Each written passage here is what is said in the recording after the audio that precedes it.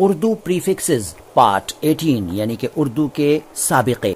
आज सबसे पहले कम फुर्सत, जिसे काम की ज्यादती की वजह से फुर्सत न मिले, छुट्टी न मिले। अवकाशहीन, अति व्यस्त यानी बहुत ही मसरूफ जो हो। कम फुर्सत, फिर कम फुर्सती यानी छुट्टी का न होना, फुर्सत का न होना, अवकाश का न होना, अवकाशहीनता। काला भाव यानी काल का अभाव, कम फुर्सती। फिर कमबख्त, गाली के तौर पर इस्तेमाल करते हैं कुछ लोग इसको, लेकिन इसका भी अर्थ है और इसका मतलब है जिसका बख्त कम हो, यानी कि जिसका नसीब कम हो, बुरा हो, हतभाग्य, नसीब का मारा, तकदीर का मारा, मुकद्दर का मारा, भाग्य का मारा, बदकिस्मत, अभागा। कहिए, मालूम था ये अर्थ आपको? नहीं ना? अरे साढ़े नाल रहोगे तो ऐसे ही सीखोगे।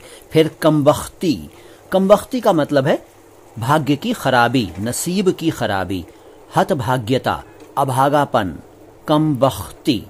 फिर कम बी का मतलब कम देखने वाला, अल्प दृष्टि, और अनुदार और तंग नजर और अदूरदर्शी यानी कि जो दूरदर्शी ना हो उसे कहते हैं कम बी।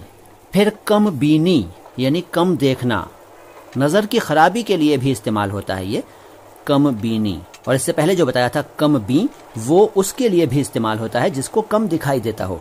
अब बात कर रहा हूं कम बीनी की, तो कम बीनी के और भी अर्थ हैं, जैसे कि अदूरदर्शिता, तंग नजरी, अनुदारता वगैरह।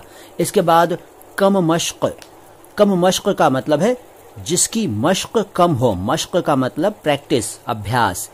नवाभ्यस्त, नवाभ्यस्त, नौसिखिया, जिसे किसी काम का अभ्यास कम हो, कम मश्क।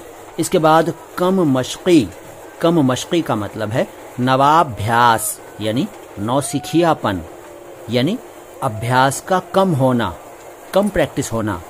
फिर कम माया, पिछली मुलाकातों में मैंने आपको कम पाया बताया था, अब बता रहा हूं कम माया, यानी जिसके पास माया कम हो। एक तो ये अर्थ है, यानी कि छोटी पूंजी वाला, थोड़ी पूंजी वाला, कम पूंजी वाला।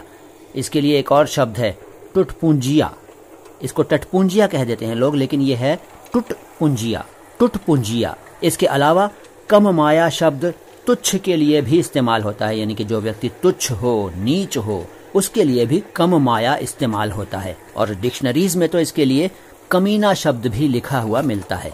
इसके बाद कम मायगी, कम मायगी का मतलब है पूंजी की कमी होना, यानी कम पूंजी का होना, कम धन का होना।